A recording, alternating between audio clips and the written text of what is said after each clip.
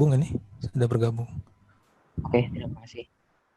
Oke, saya buka acaranya Bapak Ibu jam sekarang 19.35. Assalamualaikum warahmatullahi wabarakatuh. Waalaikumsalam warahmatullahi Assalamualaikum. Terima kasih atas kehadiran Bapak Ibu semua melalui kita forum virtual di Zoom ini. Pertama, saya sarankan kepada Bapak Ibu semuanya, bagi yang tidak speaking up di mikrofon ataupun yang tidak berbicara di mikrofon, dengan mohon maaf, silahkan mikrofonnya dimatikan, sehingga nanti kita cukup mendengar mikrofon dari penyaji, yaitu Pak Fatwa. Oke, silahkan dimatikan. Kemudian yang kedua, bagi Bapak Ibu yang kurang berkepentingan dengan video, saya sarankan untuk videonya juga dimatikan, agar loading data kita bisa lebih terfokus kepada layarnya penyaji. Oke, jadi itu ya, Bapak Ibu silakan mematikan video nggak apa-apa, mematikan juga untuk mikrofonnya. Nah, dalam acara ini nanti jika Bapak Ibu ada pertanyaan, silakan dipergunakan fitur chat. Jadi selama materi berlangsung, Bapak Ibu juga bisa langsung menanyakan apa yang ditanyakan dengan fitur chat. Jadi tidak harus menggunakan mikrofon. Nanti jika di belakang kita masih ada waktu, karena kan hari ini kita waktunya 2 jam, di belakang nanti jika ada waktu bisa langsung bercakap-cakap dengan Pak Fatwa sebagai penyaji. Sekali lagi saya ulangin, tetapi jika di dalam room ini nanti selama acara bisa menggunakan fitur chat untuk bertanya. Saya di sini Budi Wajar berlaku sebagai moderatornya. Nanti pertanyaan yang muncul di chat saya kombinasikan. Jika ada pertanyaan yang sama, cukup saya tanyakan satu kali kepada penyaji. Demikian Bapak Ibu, kita mulai sekarang. Insya Allah nanti kita selesai di 21.30. Materi kita hari ini adalah untuk web training Google Earth Engine-nya. Pertemuan pertama adalah mengenai Google Earth Engine, platform, data, dan aplikasinya. Demikian, Bapak Fatwa sudah siap memberikan materinya?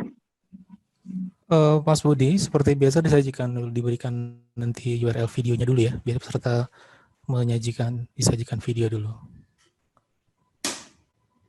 Oke. Bapak Ibu, mohon maaf, apakah kemarin videonya sudah terbagikan di email? Belum kayaknya, Pak. Nggak ada, Mas. Oh, jadi di email hanya URL untuk room ini ya, Bapak Ibu? Iya. Oke. Ya, betul. Oke, baik Bapak Ibu, kalau begitu kami berikan URL untuk Bapak Ibu bisa langsung menyaksikan dulu videonya. Nanti setelah 30 menit, sekitar 30 menit videonya berlangsung, kita masuk ke sesi diskusi dan tanya jawab. Linknya saya kirim di ruang chat ya Bapak Ibu.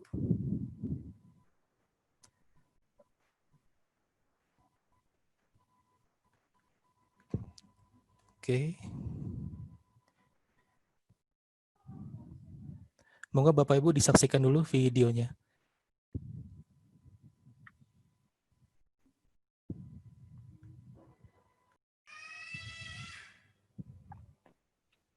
Baik, kita kembali ke dalam room. Bapak Ibu, sudah siap kembali ke room?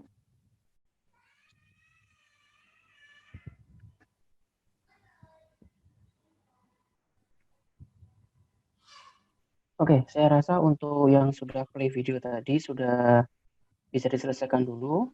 Sekarang untuk timingnya kita berada di room untuk mendengarkan penjelasan dari pemateri. Nah, untuk sesi ini, pemateri nanti akan menjelaskan tentang Google Earth Engine di topik pertama ini. Bagi Bapak Ibu yang mungkin di tengah-tengah materi nanti ada pertanyaan, bisa langsung di kolom chat. Insya Allah nanti kita ada waktu yang tersisa di belakang, sehingga kita bisa langsung berbicara. Dalam artian bisa langsung bercakap-cakap dengan pemateri. Oke, di seberang sana Pak Fatwa sudah siap? Ya.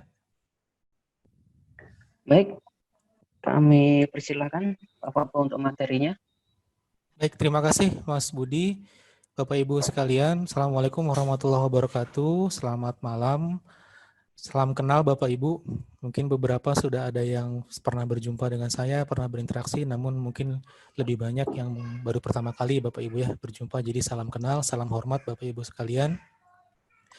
Tadi sudah saya memperkenalkan diri juga di video tentang latar belakang saya dan pengalaman saya. Jadi saat ini memang saya sebagai dosen di Universitas Brawijaya, Fakultas Ilmu Komputer di grup riset Geoinformatics. Seperti yang tadi sudah saya sampaikan di dalam video pengantar mengenal Google Earth Engine bahwa platform ini memang berbeda dibandingkan dengan platform sebelumnya karena platform ini merupakan platform geokomputasi berbasis cloud. Artinya kita tidak perlu menginstal apapun di dalam komputer kita untuk melakukan analisis spasial. Kemudian data-data juga tidak perlu kita yang mempersiapkannya karena semua sudah diingges atau sudah disiapkan, ya, sudah tersedia di dalam platform GE tersebut. Kemudian karena platform ini sebetulnya dibuat oleh orang computer science, ya, mungkin Bapak Ibu sebagian ada yang dari geografi, ada yang dari teknik, ya, ada yang dari informatika. Jadi Google Earth Engine ini sebetulnya platform yang dibuat umum, ya. Maka istilah-istilahnya sebetulnya istilah-istilah umum. Jadi misalnya kalau di komunitas remote sensing mengenal istilah clip, masking dan sebagainya, di sini dia menggunakan istilah reducer, tapi konsepnya sama. Jadi itulah sebetulnya kenapa dia menggunakan istilah-istilah yang umum, karena harapannya bisa digunakan oleh berbagai macam domain keilmuan. Kemudian Google Engine ini juga memang dia berbasis script Bapak Ibu, jadi tidak berbasis user interface begitu. Kalau biasa kita berinteraksi dengan perangkat lunak seperti yang populer untuk komersial, misalnya ArcGIS. Kalau sekarang yang populer kami pakai itu adalah QGIS yang open source, karena kami peneliti dan mahasiswa bisa mengeksplor lebih dalam, ya, bisa mengembangkan sendiri. Itu memang menggunakan bahasa Python. Ya, nanti kita akan belajar menggunakan JavaScript, ya, memanfaatkan code editor di dalam platform GE-nya. Nah, karena dia platformnya berbasis cloud, data geospasialnya juga multitipe, multiskala. Artinya berbagai macam jenis data yang kita butuhkan ada di sana. Namun kekurangannya yang mungkin tadi belum saya elaborasi di dalam video adalah vektor Bapak Ibu, ya, bahwa data vektor itu belum difasilitasi secara maksimal. Jadi sebagian besar data-data yang ada di Google Earth Engine itu adalah data raster, data citra satelit begitu. Nah, pertemuan pertama ini topiknya memang untuk mengantarkan Bapak Ibu untuk mengenal secara umum dulu GE, kemudian panel-panel utamanya, serta beberapa data-data yang tersedia, dan dia juga bisa membuat produk akhir berupa analisis statistik dan aplikasi berbasis web. Nah, coba kita masuk dulu ke datasetnya. Nah, dataset ini bisa Bapak Ibu akses melalui URL developers.google.com Earth Engine datasets. Ya, mungkin saya nanti coba di-share di ruang chat, ya, Mas Budi, moderator, mohon bantuannya ini di-share di ruang chat alamatnya, URL-nya, biar nanti Bapak Ibu juga bisa melakukan eksplorasi secara mandiri. Jadi memang datanya itu skalanya macam-macam Bapak Ibu, jadi dari yang skala besar sekali, ya, misalnya data MODIS, data NOAA, itu kan datanya besar sekali, skala resolusi spasialnya, ukurannya sampai berkilo-kilometer, sampai yang datanya detail, misalnya data Sentinel itu bisa sampai 10 meter. Kemudian jenisnya pun variannya banyak sekali, dari mulai iklim, ya, cuaca, angin, informasi atmosfer, sampai informasi di daratan. Jadi mulai dari permukaan sampai atmosfer. Tapi belum sampai ke bawah laut, ya. Jadi tidak ada data yang batimetri misalnya begitu, di bawah laut itu tidak ada. Jadi data topografi, ya, data iklim, data angin, data suhu, vegetasi itu tersedia semua. Bahkan data radar pun ada. Jadi tidak hanya data optik, Bapak Ibu, data yang diakuisisi menggunakan sensor radar pun tersedia. Misalnya sensor Sentinel-1 itu juga ada di datasetnya. Jadi memang datasetnya itu diingges secara periodik, artinya Google memang berlangganan begitu menarik data-data tersebut dari provider, kemudian disediakan secara open kepada publik, kepada kita sebagai pengguna. Nah, mungkin Bapak Ibu sudah familiar dengan data Landsat, data MODIS, begitu, ya. Namun demikian, seandainya juga kita memiliki data kita sendiri, misalnya data foto udara, begitu, akuisisi kita sendiri, kita bisa ingest, istilahnya di sini ingest Bapak Ibu, upload begitulah, ya, diupload, diunggah begitu. Ya, kita bisa mengunggah data kita sendiri ke dalam platform ini. Kemudian kita coba masuk ke mengenal ke ininya, ya, platformnya dulu, antar mukanya. Jadi memang antarmukanya itu kelihatannya unik ya, berbeda dengan platform-platform perangkat lunak yang biasa kita gunakan. Karena kita kan biasanya menggunakan software itu berbasis klik ya Bapak Ibu ya. Jadi sudah ada tulisannya import, file, open, dan lain sebagainya. Nah kalau di sini, nanti kita untuk membuka data saja kita harus memanggil menggunakan script. Kalau import nanti kita bisa search nanti di sini, misalnya di search place and dataset. Ya, di bagian paling atas di sini kita tinggal ketik Landsat misalnya, nanti kita bisa langsung import. Kemudian nanti di sini sebelah kiri kita harus menyiapkan ruang-ruang untuk file kita, untuk folder-folder pekerjaan kita. Misalnya kita dalam web training ini ada nanti ada sekitar 7 topik untuk praktikalnya. Besok topik kedua kita bisa buat di sini file new, misalnya new folder topik 1 filenya apa, new folder topik 2 filenya apa, dan seterusnya. Jadi bisa kita buat per topik ya, atau kita bisa buat per studi kasus, atau bisa kita buat misalnya per wilayah yang berbeda-beda, bisa juga. Itu di sini biasanya Bapak Ibu ya, di kolom yang script manager ini ya, asset manager ini kita bisa, tadi saya katakan, kita bisa mengunggah data kita. Misalnya data vektor batas administrasi. Jadi supaya penelitian kita nggak terlalu besar datanya, prosesnya juga tidak panjang, kita batasi saja nih penelitian kita menggunakan batas administrasi saja, rigid misalnya gitu ya. Kita bisa upload nanti di asset manager, tapi istilahnya di sini bukan upload, nanti istilahnya ingest ya, di ingestion, ya, ingest. Kemudian setelah itu nanti di sini juga ada folder map. Ya, tampilan visualnya untuk zoom in, zoom out, menambah geometrinya, membuat geometri baru, itu tampilannya di sini nanti. Nah, yang paling penting itu di code editor di sini Bapak Ibu ya. Di code editor di sini kita harus menuliskan skripnya menggunakan JavaScript, menyimpan, memanipulasi, lalu menjalankannya dengan mengklik run. Nah, di sini run the script ya, gitu. Kalau misalnya ada yang salah, kita bisa juga lakukan reset the script-nya. Nanti kita hapus semuanya datanya. Kemudian kita bisa juga upload data kita atau publish ya, hasil analisis kita dalam bentuk web apps. Nah, yang terakhir di pojok kanan ini konsol Bapak Ibu, ada konsol, panel inspektor sama task. Ini adalah panel yang menunjukkan output dari proses yang kita lakukan. Jadi setelah kita membuat script editornya, di panel code editor nanti akan muncul di sini misalnya luasannya. Jadi informasi-informasi statistik itu akan muncul di sini. Termasuk kalau kita mau mengekspor. Jadi kalau tadi kita bisa mengimport ya, mengunggah, kita juga bisa mengekspor atau mendownload hasil analisisnya. Misalnya kita membuat elemen kartografis yang memiliki estetika yang lebih tinggi. Kalau pakai ArcGIS, pakai QGIS kan lebih baik ya tampilannya. Misal, oh saya mau ekspor sajalah, nanti akan muncul di sini, sebelah kanan sini. Nanti bisa kita download di Google Drive kita.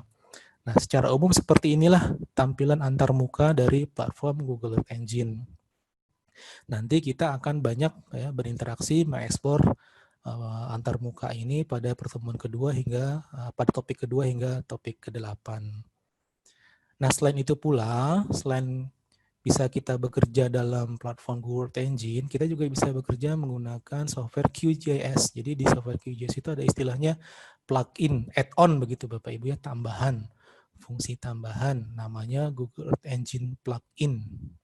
Kita bisa install, nanti kita bisa pasang, nanti kita bekerja menggunakan Python console. Ini Python console di sini. Kalau tadi di Google Engine platform kita menggunakan JavaScript, di Python-nya kita menggunakan di QGIS-nya kita menggunakan Python ya. Mudah saja sebetulnya kita bisa menggunakan fungsi-fungsi untuk mengimport perintah dari JavaScript ke dalam perintah Python, di convert begitu. Seperti nanti kita juga akan pelajari ini. Jadi sangat nyaman kalau misalnya kita bekerja langsung menggunakan QGIS karena seamless. Artinya kita bisa menggunakan Earth Engine ini di dalam QGIS secara langsung.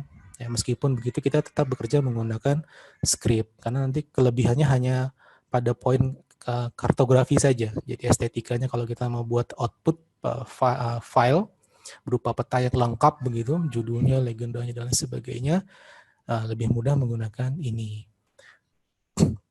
Nah, harapannya setelah kita belajar di topik pertama ini, Bapak Ibu sudah mulai registrasi menggunakan Gmail begitu kalau bisa, sign up untuk bisa mengakses platform antarmuka GE-nya. Kemudian langsung login dan mempelajari beberapa studi kasus yang memang sudah disajikan di sana. Ini contoh-contoh yang tadi sudah saya sajikan, di videonya juga sudah saya sampaikan. Kemudian saya akan mengelaborasi sedikit tentang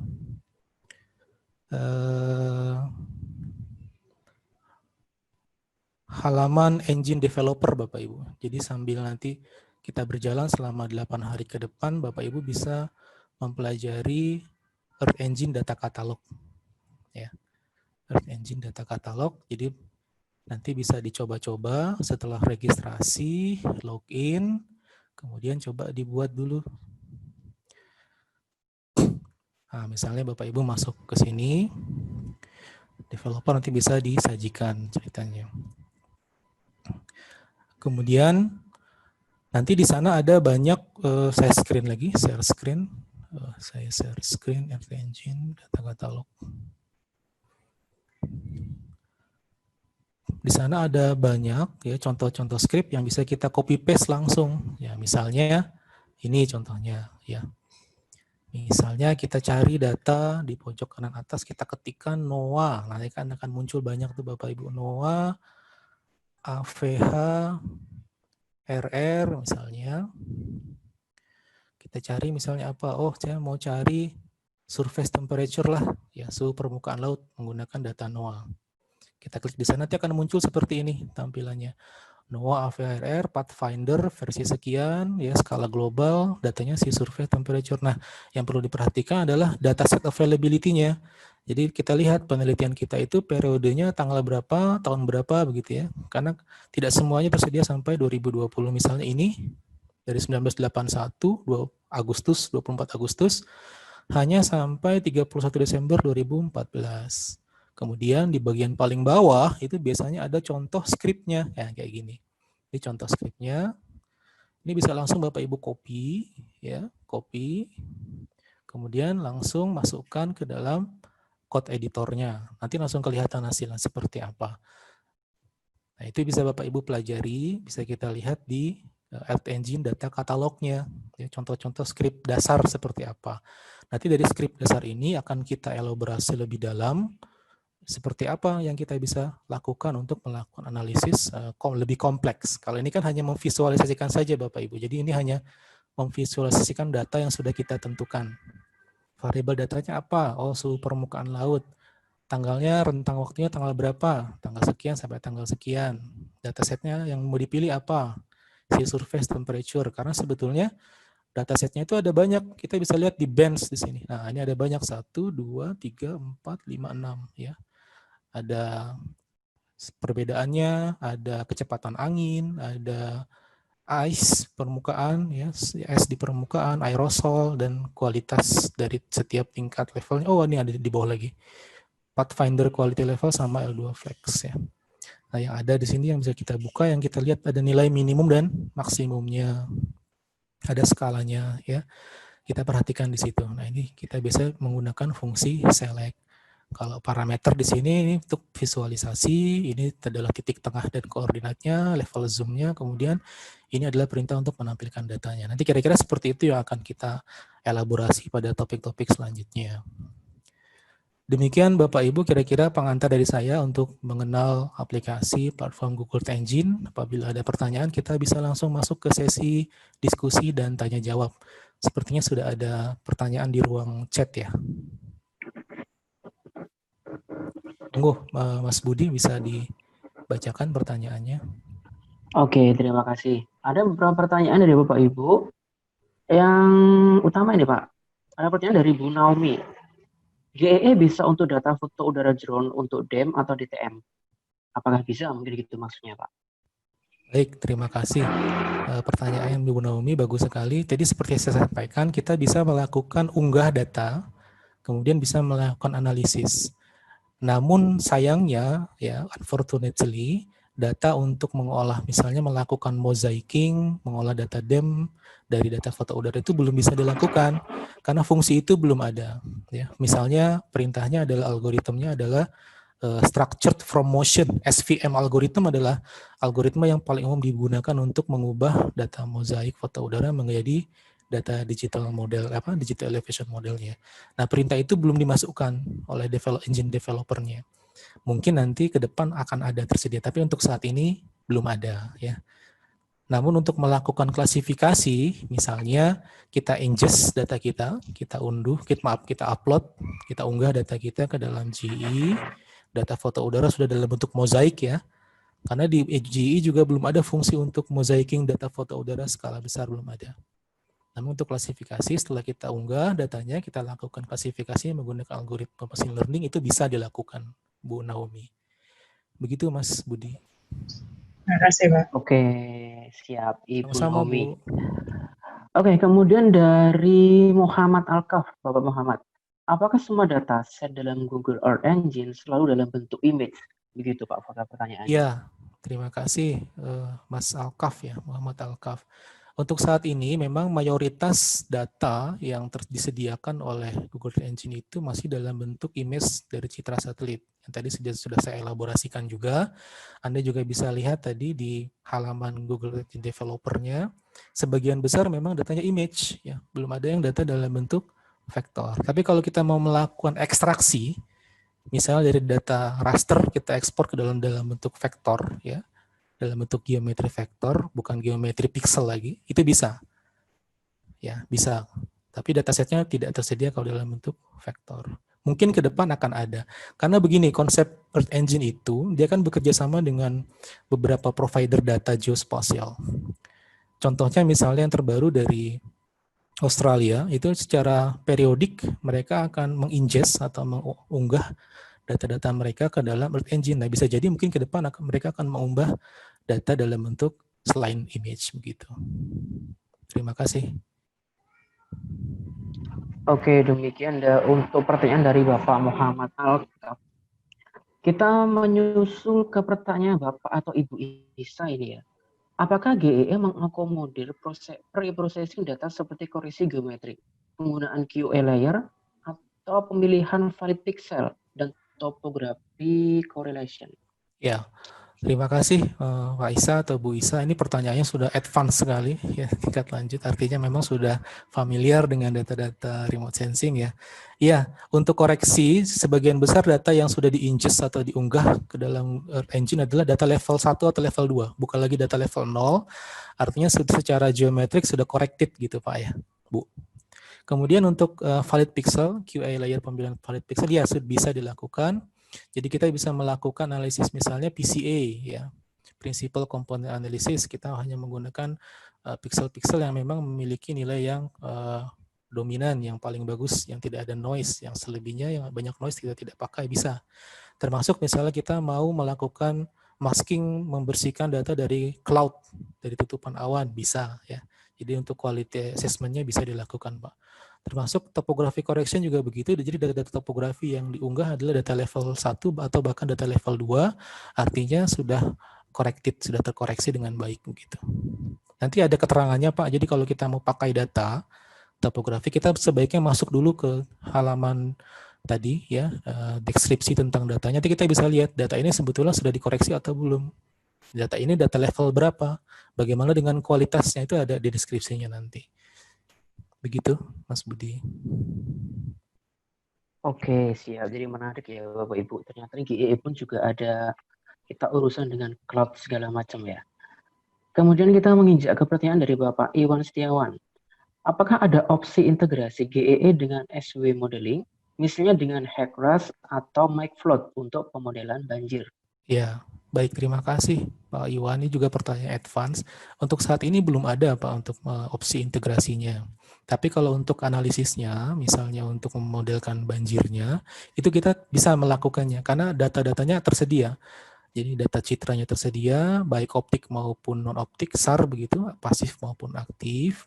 Kemudian data-data kependudukan, agriculture, urban, perkotaan, dan lain sebagainya tersedia juga. Nanti kita bisa memodelkan sebetulnya.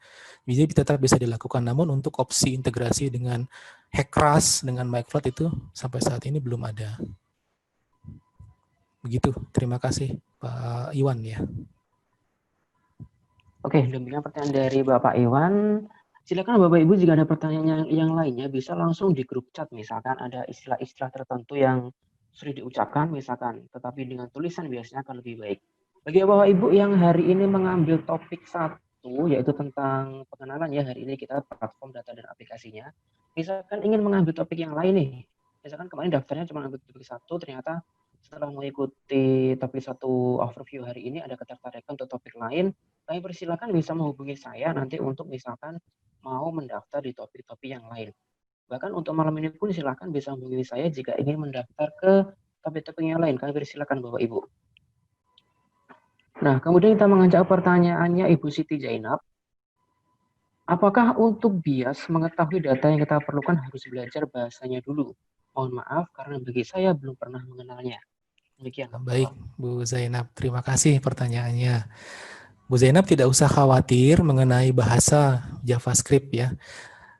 Memang kalau kita sudah pernah belajar tentang JavaScript itu memang akan memiliki nilai tambah. Ya, kita sudah familiar, sudah paham. Misalnya, oh ini perintahnya untuk membuat variabel, oh ini perintahnya membuat formula, oh ini perintahnya untuk melakukan eksekusi. Itu lebih membantu kita. Namun, jika kita tidak memiliki dasar pengetahuan sebelumnya, kita bisa belajar sambil berjalan, Ibu Siti Zainab. Jadi nanti akan saya bimbing ya, rekan-rekan yang lain juga akan bimbing secara perlahan sampai bisa untuk menggunakan platform GE dengan pemanfaatan code JavaScript ya. Jadi nggak apa-apa, nanti meskipun belum pernah belajar, belum pernah kenal, kita akan sambil jalan sambil dibimbing sampai bisa insya Allah. Begitu. Jadi tidak perlu khawatir Bu Siti Zainab. Oke, demikian ya Bu Siti Zainab. Mungkin juga Bapak Ibu yang lain agak ada kekhawatiran karena kemarin beberapa peserta yang mereka ke saya kekhawatiran biasanya adalah Mas ya nggak bisa bahasa pemrograman nih, Mas ya nggak bisa bahasa coding dan seterusnya. Nah disitulah kami panitia memberikan fasilitas kepada Bapak Ibu, terutama yang mengambil program 2 atau paket lengkap, kami sediakan grup untuk belajar dan tetap bisa berkomunikasi dengan Pak Fatwa. Grup tersebut kami aktifkan setelah acara ini, dan kemudian akan kami tutup 7 hari setelah acara ini selesai. Jadi tidak ada kekhawatiran, tetap bisa berkomunikasi dengan penyaji. Begitu Bapak Ibu. Kemudian dari Bapak Iqbal Sidik, apakah tersedia web atau sumber lain yang menyediakan contoh-contoh script, misalnya algoritma yang memang belum ada di developer GEE, misalnya seperti FVM? Baik, terima kasih Pak Iqbal Sidik.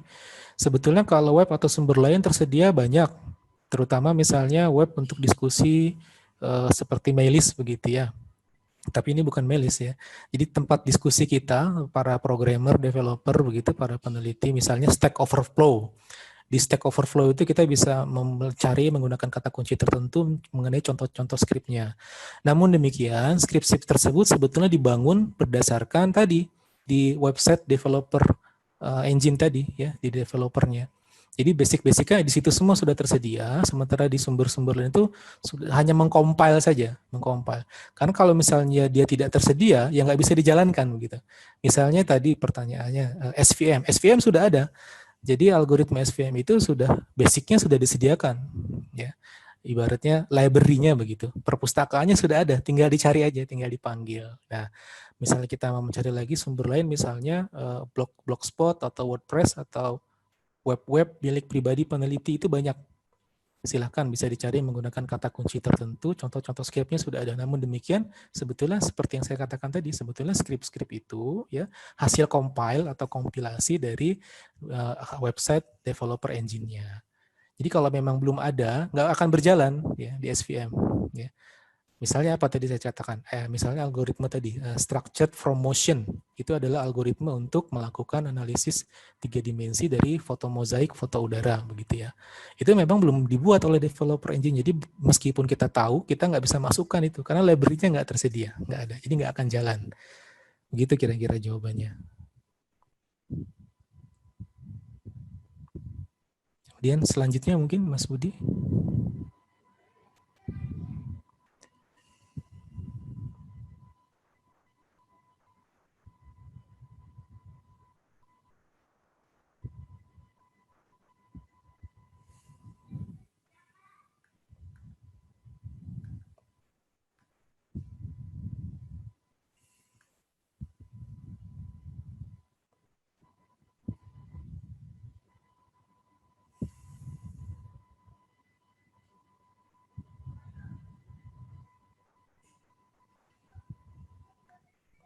Oke, mungkin Mas Budi terputus ya. Apakah suara saya masih terdengar? Jelas, Masih, Pak. Pak. Masih ya? Oke, saya bacakan pertanyaan selanjutnya ya. Apakah bisa mendeteksi polusi udara? Bisa. Nanti kita akan belajar di pertemuan tentang dampak COVID-19. Itu nanti saya akan kenalkan Anda ke data Sentinel-5. Data Sentinel-5 atau TROPOMI, Tropospheric Monitoring Instrument, itu bisa memonitor polutan, ya, karbon monoksida, ya, nitrogen dioksida, bahkan metan, ya, dan lain sebagainya.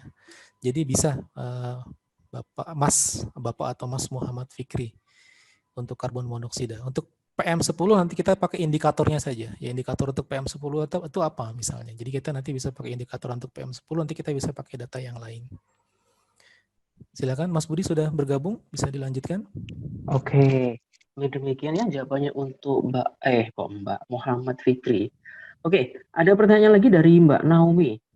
Ibu ya, ibu atau Mbak lah. Oke, terima kasih sudah interaktif sekali. Apakah new script window bisa tracking atau simpan memori untuk script yang pernah digunakan di window tersebut? Dan bisa saja setelah typing huruf-huruf pertama. Ya, Silakan, bisa Pak. jawabannya Mas Budi. Jadi nanti bisa disimpan. Tapi kalau untuk suggest setelah typing huruf-huruf pertama itu belum ada. Yang nanti disuggest adalah kesalahan. Jadi kalau kita salah atau kurang tanda titik koma, kurang tanda titik, kurang tutup kurung, buka kurung, nanti ada warna merahnya. Kalau suggest-nya tidak. Demikian, Bu Naomi.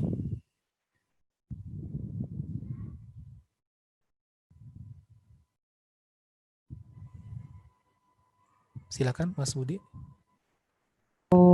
Kemudian Mas Iwan, nah ini tadi Mas Iwan sudah bertanya Pak di atas. Kemudian menyambung lagi Pak Iwan.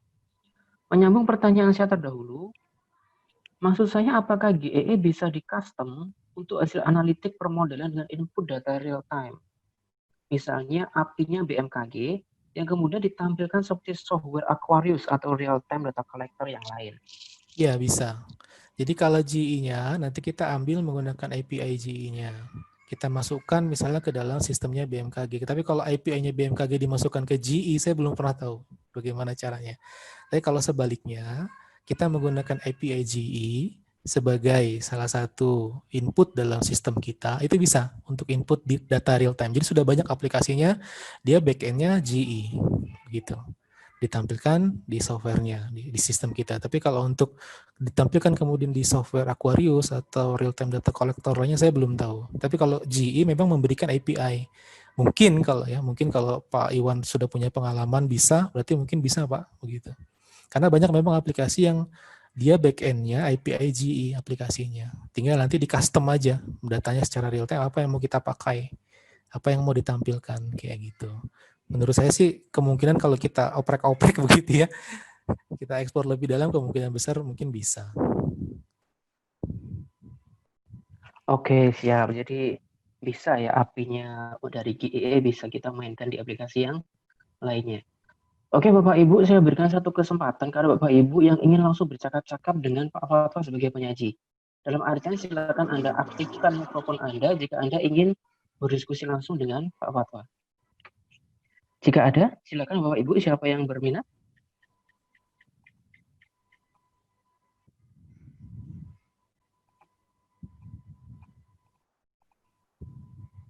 Oke, jika tidak ada saya lanjutkan ke pertanyaan yang lain. Dari Ibu Naomi.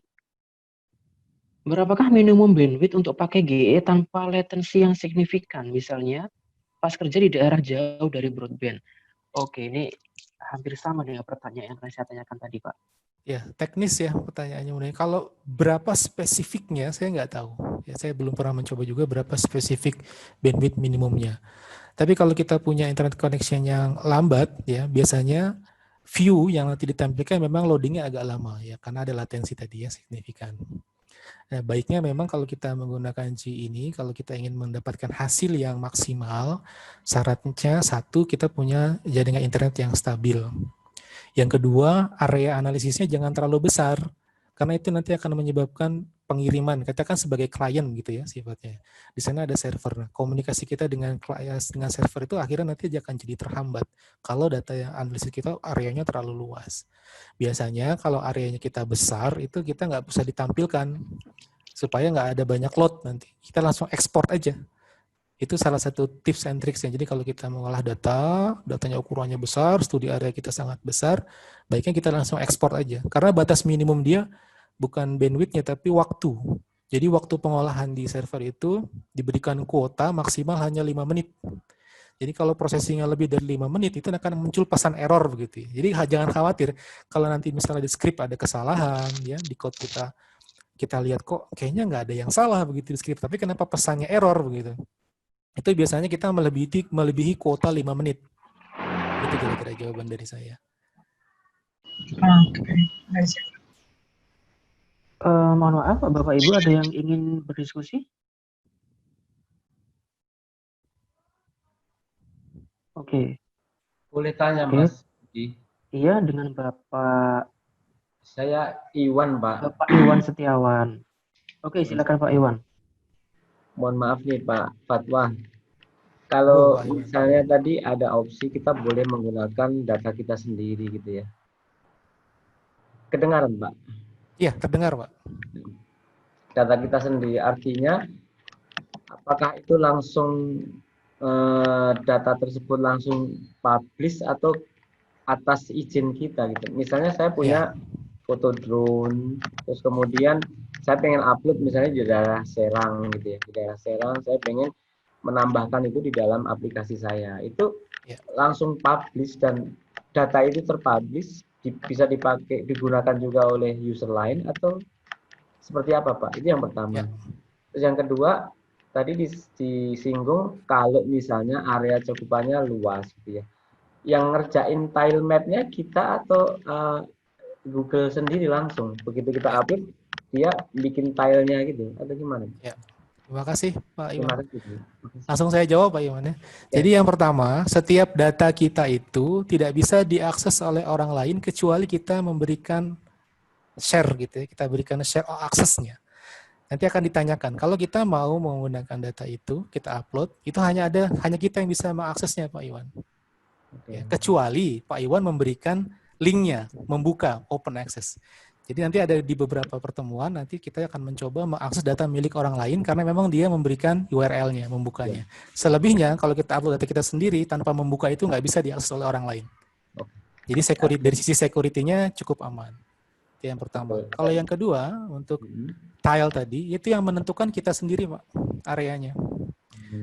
Jadi tidak di Google-nya yang menentukan. Misalnya berapa koordinat yang mau kita pakai itu dalam poligon tertentu. Itu kita yang harus menentukan sendiri di awal. Gitu. Nanti atau membuat tile-tilenya jumlahnya berapa. Kita yang menentukan sendiri di awal. Jadi nggak otomatis. Jadi parameternya itu nanti yang menentukan adalah penggunanya. Demikian, Pak Iwan. Karena itu terkait dengan kecepatan akses ya. Iya. Kalau file kita makin rumit, makin lama lah kita diakses kan gitu ya. Betul. Iya. Oke. Begitu. Demikian, Pak Iwan. Baik, terima kasih Pak. Sama-sama, Pak. Oke, terima kasih Pak Iwan. Saya lanjut ke pertanyaan teks lagi nih Pak. Dari Muhammad Khairul. Apakah GE bisa mengakomodir pengolahan data interferometric Sentinel-1 untuk INSAR? Baik. Terima kasih Mas Khairul. Untuk saat ini data interferometric Sentinel-1 INSAR, ya synthetic aperture radar itu belum bisa, belum difasilitasi, belum diakomodir oleh GE. Yang bisa adalah Sentinel-1 data GRDH, ya. Kalau Sentinel-1 untuk INSAR itu kan SLC, artinya kompleksitasnya sangat tinggi. Jadi GE masih belum bisa menghandle Sentinel-1 data raw mentah untuk data untuk analisis interferometrik. Mungkin ya kalau saya boleh suggestion ya, yang bisa Anda lakukan adalah melakukan analisis menggunakan data GRDH-nya dulu. Karena GRDH itu kan level lanjut ya. Kalau SLC itu kan level raw. Jadi semua informasi fase ya dari data SAR itu masih disimpan sehingga kita bisa melihat perbedaan fase. Kalau kita bisa melihat perbedaan fase, kita bisa melihat misalnya subsidence ya, patahan, turun, kemudian pergeseran, pergerakan, kerusakan dan lain sebagainya. Tapi kalau untuk data Sentinel-1 GRDH itu bisa, ya. Tapi analisisnya untuk analisis bukan analisis 3 dimensi, jadi analisisnya untuk analisis 2 dimensi saja. Yang pernah dilakukan misalnya adalah menggunakan data Sentinel-1, levelnya bukan level, jenisnya GRDH, ya, yang sudah diolah lebih lanjut begitu, data sekunder, untuk melihat dampak kerusakan yang disebabkan oleh gempa itu bisa. Tapi kalau untuk interferometric synthetic aperture radar misalnya untuk tadi deformasi lahan begitu, itu belum diakomodir. Demikian, Mas Khairul.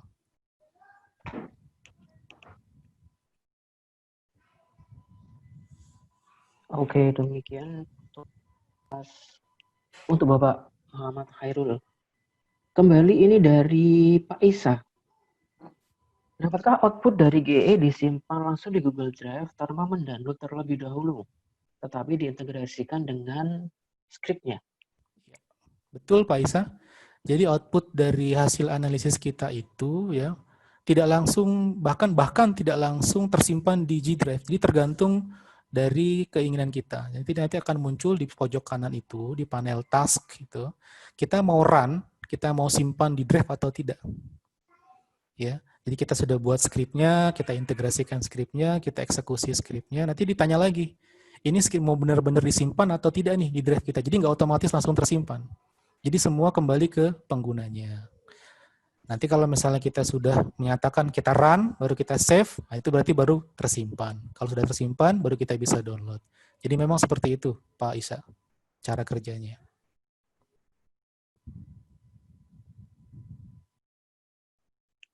Baik, Pak Isa. Demikian jawabannya dari Pak Fatwa. Kemudian Bapak Ibu bisa dicek di kolom grup chat ya. Saya berikan lagi untuk sumber developer yang tadi sudah diberikan pada saat materi. Bagi Bapak Ibu yang hari ini mungkin ketinggalan forum di sini, akan kami bagikan URL video untuk materi ini, apakah nanti di WhatsApp ataupun di email, nanti silakan Bapak Ibu cek di kedua tadi email maupun WhatsApp. Sehingga Bapak Ibu yang tadi beberapa ada yang masuk ruangan ini terlambat, jadi bisa tetap mengikuti materi hari ini seperti apa. Silakan Bapak Ibu jika ada pertanyaan lagi bisa langsung chat atau saya berikan satu kesempatan, silakan yang ingin langsung berbicara dengan penyaji. Oke, saya persilahkan untuk open mic-nya ya. Bisa langsung dinyalakan mic-nya.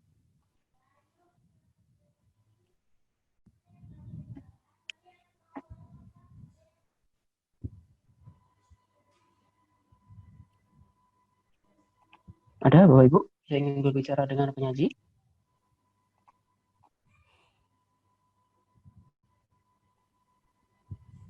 Oke, jika tidak ada, ini pertanyaan semuanya sudah terjawab ini Pak Fatwa. Bagaimana Pak?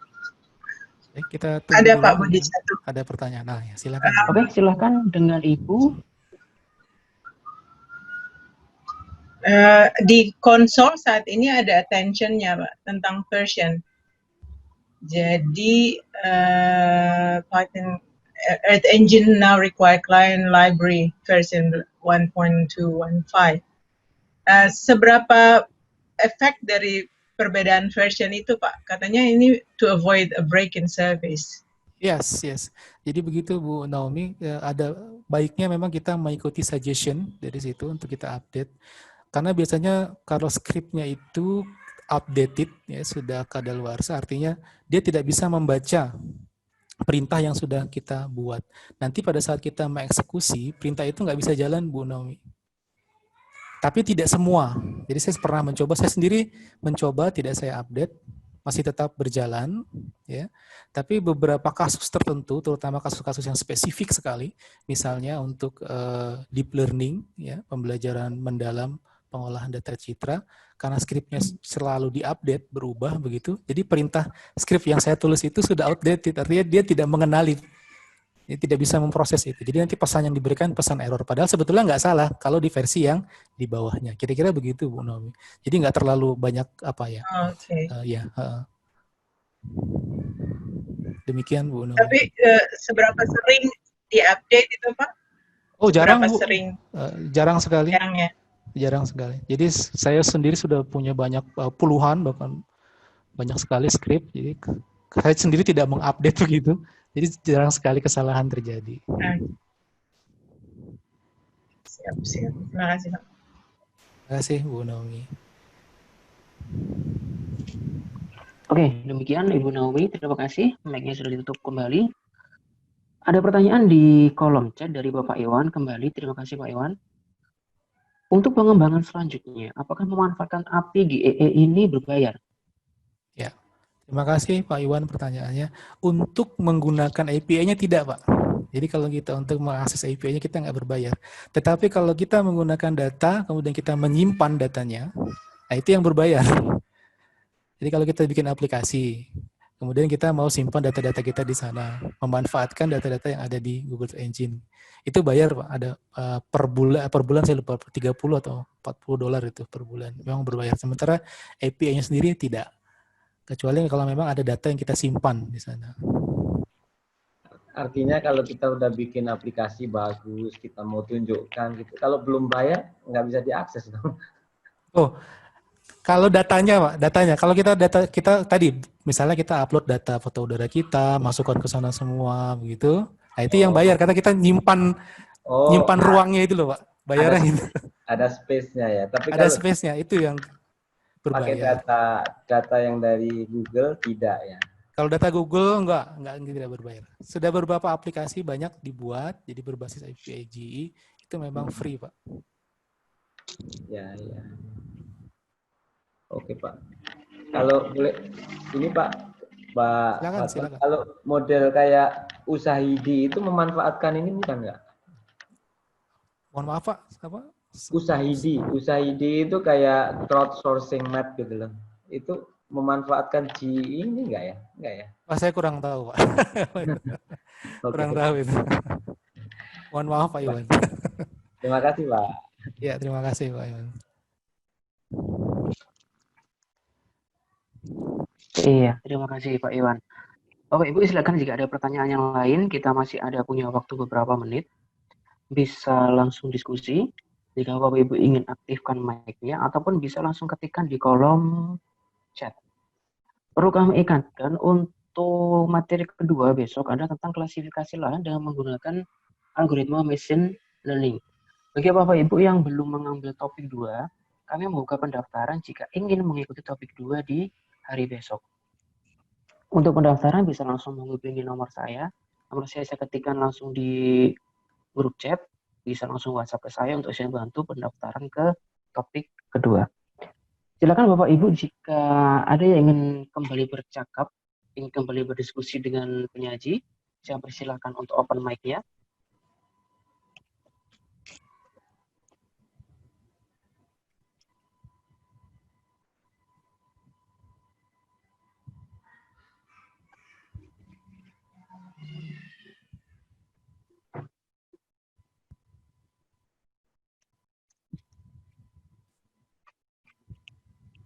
Oke, tidak ada.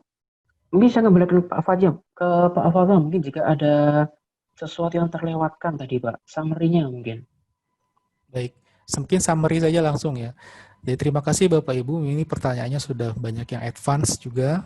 Jadi memang sepertinya sudah memiliki latar belakang yang cukup baik begitu. Pertanyaan-pertanyaannya saya lihat dari pertanyaan-pertanyaan ini bukan pertanyaan biasa, ini bukan orang biasa yang bertanya ini. Namun demikian juga ada beberapa peserta yang memang masih dasar. Artinya begini Bapak Ibu sekalian, dalam ke depan di topik kedua dan sampai topik ke-8 nanti, kita akan belajar memanfaatkan platform ini secara perlahan ya, agar semua bisa mengikuti. Sehingga nanti semua bisa memanfaatkan platform ini untuk analisisnya. Nah, platform ini besar harapannya memang selama saya komunikasi juga dengan beberapa teman di luar negeri, platform ini akan dikembangkan terus ya.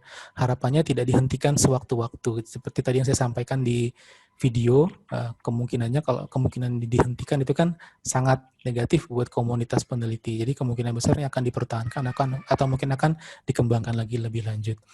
Jadi dari saya mungkin demikian, Mas Budi, mudah-mudahan cukup jelas ya pertanyaan dan jawabannya diskusi kita pada hari ini. Sekali lagi saya mohon maaf apabila ada kekurangan dari jawaban saya yang mungkin Bapak Ibu kurang puas begitu. Mungkin kita bisa lanjutkan lagi di topik selanjutnya jika ada yang ingin ditanyakan. Dari saya demikian dulu, Mas Budi.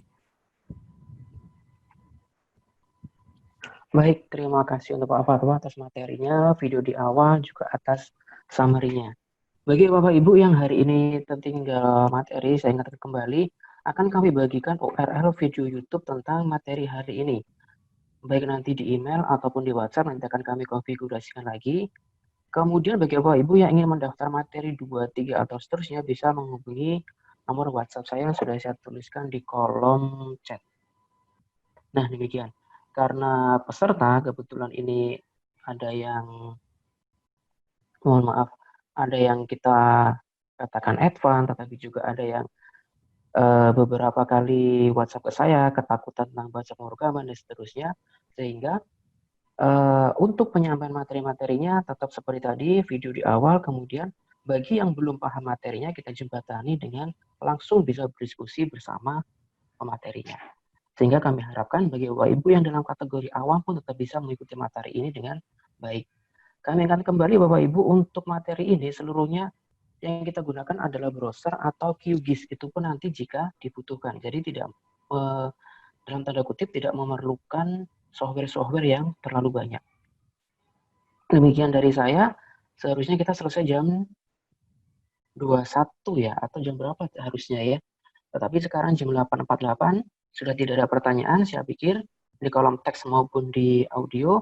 Terima kasih Bapak Ibu atas kehadirannya di kolom virtual hari ini. Di kolom chat sudah kami bagikan untuk presensi kehadiran. Jadi silakan Bapak Ibu yang hari ini hadir di topik 1 ini, silakan cek di forum chat untuk mengisi form kehadiran Bapak Ibu, karena form kehadiran ini nanti sebagai data kami untuk distribusi e-sertifikatnya. Oke, sekali lagi URL untuk formnya kami sajikan di kolom chat. Nah, demikian Bapak Ibu, jika ada pertanyaan yang lain bisa langsung WhatsApp ke saya, termasuk untuk pendaftaran ataupun jika ada diskusi yang lain yang diperlukan. Terima kasih dari saya, mohon maaf atas segala kekurangan. Kami dari panitia menyampaikan terima kasih. Selamat malam dan wassalamualaikum warahmatullahi wabarakatuh. Mohon maaf, Ya, bagaimana Bu? ini untuk Google Form-nya tidak bisa masuk kalau belum di request-nya Oh, ya. approve. Tolong Oh, aksesnya iya, belum dibuka di-public, dulu Bu, Mas ya. Ibu. Terima Oke, kasih. untuk aksesnya saya buka di publik.